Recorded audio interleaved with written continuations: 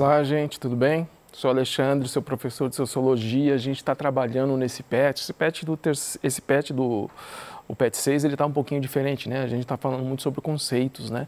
Então, para trabalhar sobre conceitos, a gente vai trabalhar o quê? Os autores clássicos. E entre os autores clássicos da Sociologia, está esse autor aí, o Karl Marx. A gente vai fazer hoje uma primeira inserção sobre Karl Marx e depois a gente vai ter uma continuidade, ok? Bom, quando a gente fala de clássico, por que a gente define autores como clássicos? Porque aquilo que ele produziu há muito tempo atrás ainda serve para entender o mundo de hoje. Aquela produção que ele fez há muito tempo atrás ainda serve como uma análise crítica interessante ao mundo de hoje. Bom, a gente está falando de Karl Marx, que ele nasceu em 1818, ou seja, lá no século XIX, viveu até quase o finzinho do século XIX. Lá na Alemanha ele nasceu, mas ele viveu boa parte da sua vida, boa parte da produção dele se deu aonde? Na Inglaterra. Eu trouxe aqui alguns livros, né, sobre as aulas que a gente vai ter, essas duas aulas do Durkheim. Elas estão baseadas basicamente nos livros que é a ideologia alemã, que ela é muito importante para a filosofia. Marx ele não é importante somente para a sociologia, mas também para a filosofia, para a economia, para a história. O 18 Brumário, de Luiz Bonaparte, O Capital, e talvez o mais conhecido, mas que eu acabo não utilizando aqui, é o Manifesto Comunista, que é um livro assim bem pequenininho, né?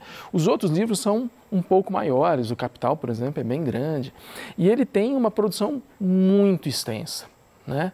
Então é sempre um desafio falar um pouquinho sobre Marx, né? Porque a obra dele é muito extensa, inclusive tem até hoje, né, escritos deles que ainda não foram publicados, não foram organizados em livros, né? Bom, quando a gente vai falar sobre Marx, já que a obra dele é extremamente gigantesca, a gente precisa partir de um ponto. E eu acho que o ponto nevrálgico dele, né, o ponto principal dele é a questão do trabalho. O trabalho vai permear absolutamente todas as obras dele. E aí a gente pode fazer alguns caminhos, né?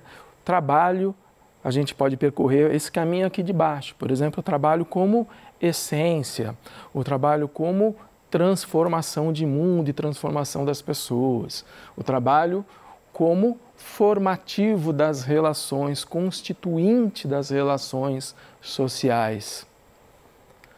A gente também pode ir por esse caminho, né? O trabalho como meio de produção, a divisão de classes, né? A partir da divisão dos meios de produção e a estratificação a partir das divisões de classe e dos meios de produção. E toda vez que a gente fala sobre isso, a gente acaba falando também sobre emprego, sobre mais-valia, sobre lucro do capital, ok? Então, a obra de Marx é uma obra crítica ao capitalismo. E a gente ainda vive sobre o capitalismo. O capitalismo é realmente muito forte e robusto. Então, a gente utiliza Marx para fazer determinadas análises críticas ao mundo de hoje, que ainda são muito válidas, ok? Então, vamos lá. Se a gente partir, então, por esse caminho aqui de baixo, né, trabalho como essência, o que Marx está querendo dizer com isso? Bom, ele vai dizer o seguinte, que o trabalho ele é parte fundamental da essência do ser humano. Não existe registro da passagem do homem na Terra sem que não fosse pelo trabalho. O homem sempre trabalhou. Isso é o que o constitui. É a natureza do homem, é o trabalho. E o trabalho como transformação de mundo, ok?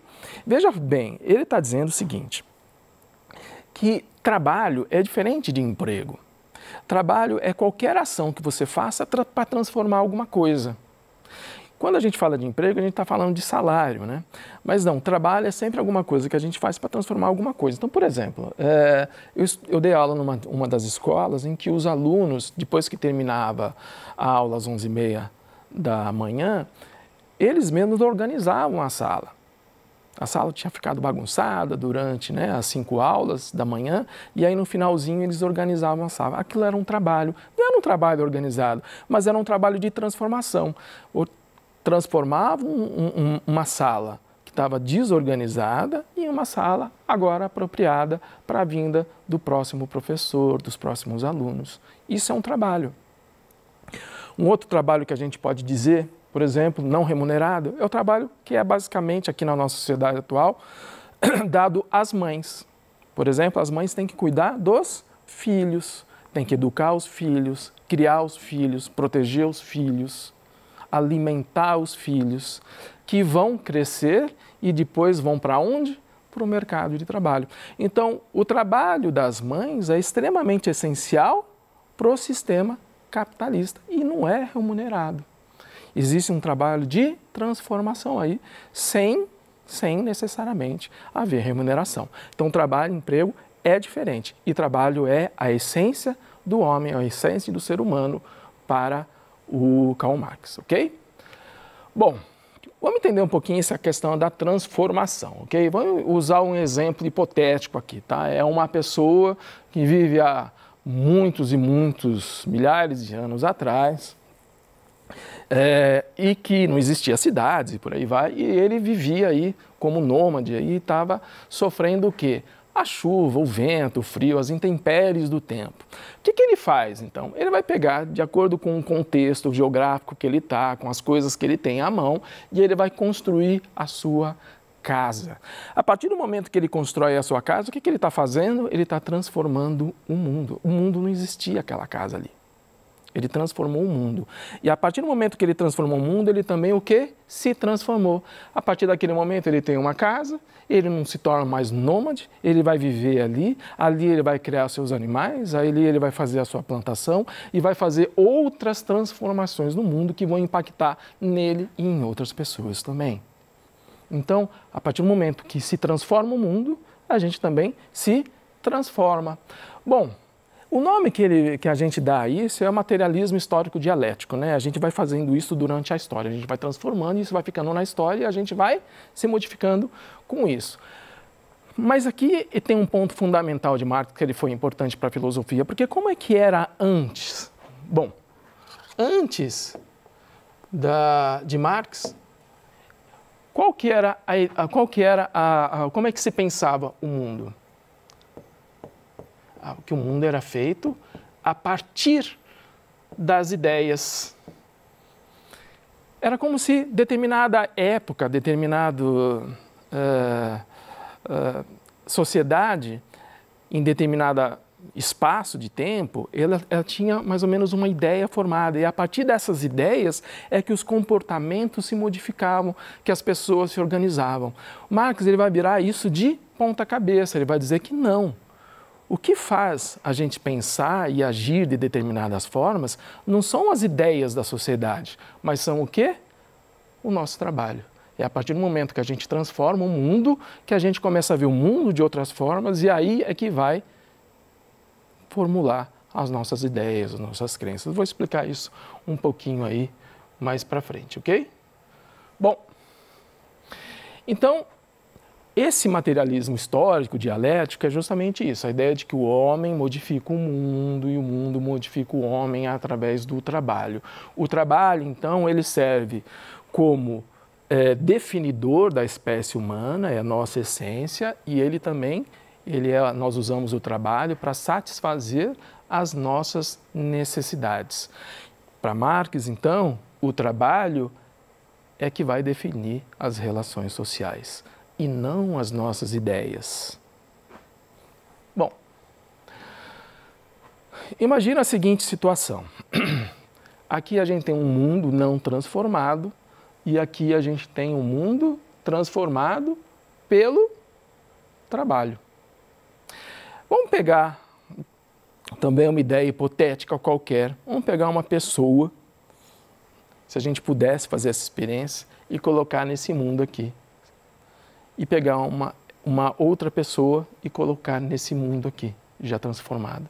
Você percebe, então, que o mundo transformado vai criar, vai transformar as pessoas de maneira diferente?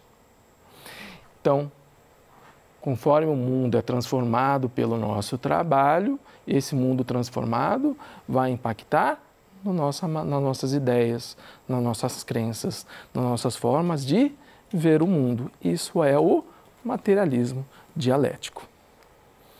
Bom, então aqui a gente começa a entrar na questão dos meios de produção. Porque ele vai dizer o seguinte: existe uma infraestrutura, que é o quê?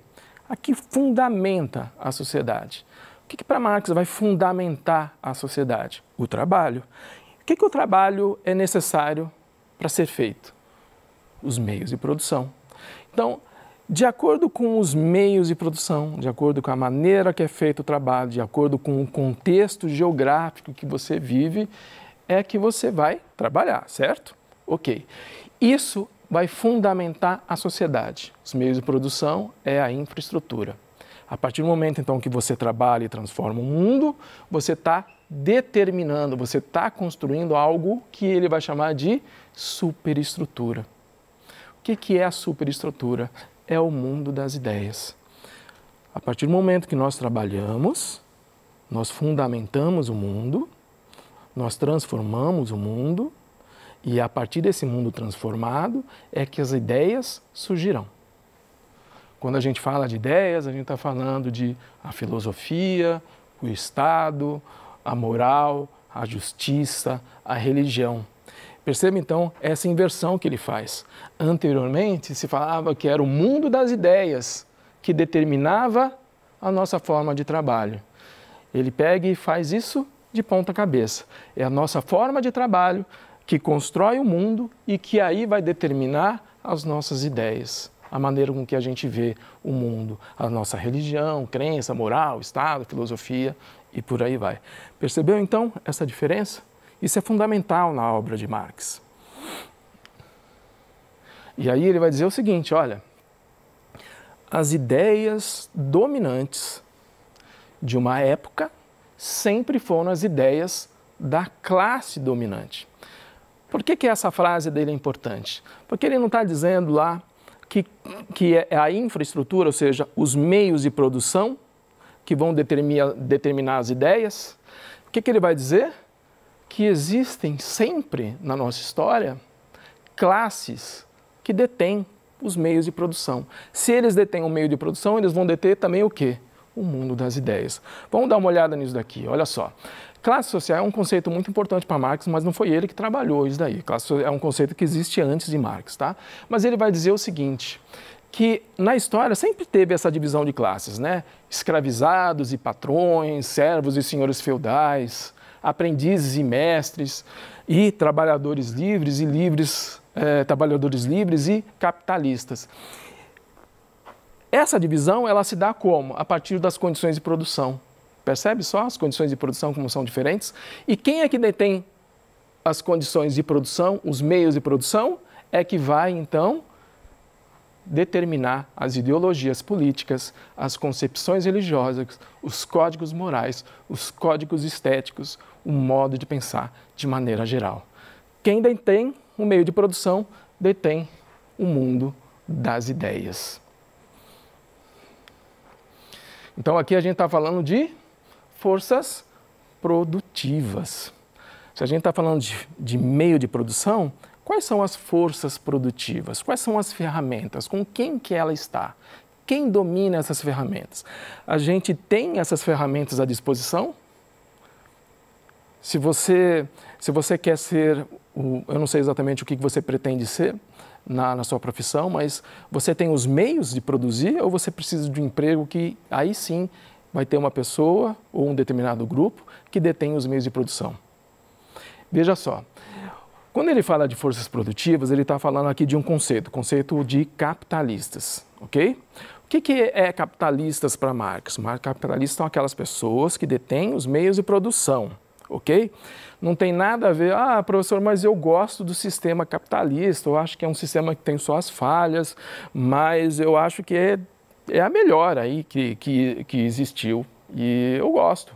O fato de você gostar do sistema capitalista não significa, no conceito de Marx, que você é um capitalista se você não tem os meios de produção.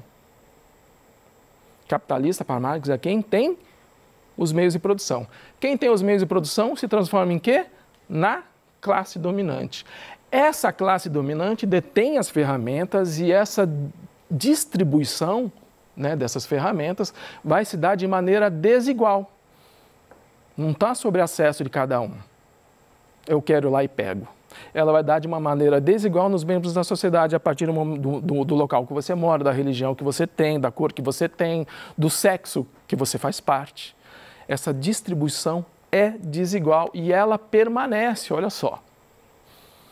Isso aqui é um estudo feito mais ou menos uns 5 anos atrás, lá na Itália, que chega à conclusão de que as famílias mais ricas de Florença, lá numa cidade italiana, lá no século XV, ainda hoje são as mais ricas. Ou seja, a gente percebe aqui que os meios de produção, elas continuam ainda concentradas na mão de poucos, e o status social, né, a questão das ideias e da dominação, ainda permanece numa classe dominante, mesmo 5 séculos depois. Ok? Bom, e aí tem uma frase muito importante de Marx, né? Vamos lá? Os homens fazem a sua própria história, mas não a fazem como querem. A tradição de todas as gerações mortas oprime como um pesadelo o cérebro dos vivos. Ou seja, ele está dizendo que a partir do momento que os meios de produção estão sempre na mão de uns, toda vez que vem uma geração nova, vão encontrar esses meios de produção sobre esses poucos. Então existe uma força muito grande que impede as novas gerações de fazer as mudanças. Então, gente, quando nós falamos de Marx, a obra dele é extremamente extensa e ela é extremamente crítica ao capitalismo. Então, é extremamente importante que a gente procure entender essa obra dele, porque ela serve para a gente ver, né, vários problemas que a gente vive no mundo de hoje. Ele vai trazer essa crítica ao capitalismo, ele vai falar um pouco sobre a questão dos meios de produção, que a gente começou a abordar, e ele vai falar sobre alguns conceitos, como, por exemplo, de proletariado. O que é proletariado? Proletariado é aquela massa de trabalhadores que não tem um meio de produção, que a única coisa que tem é o quê? A própria prole.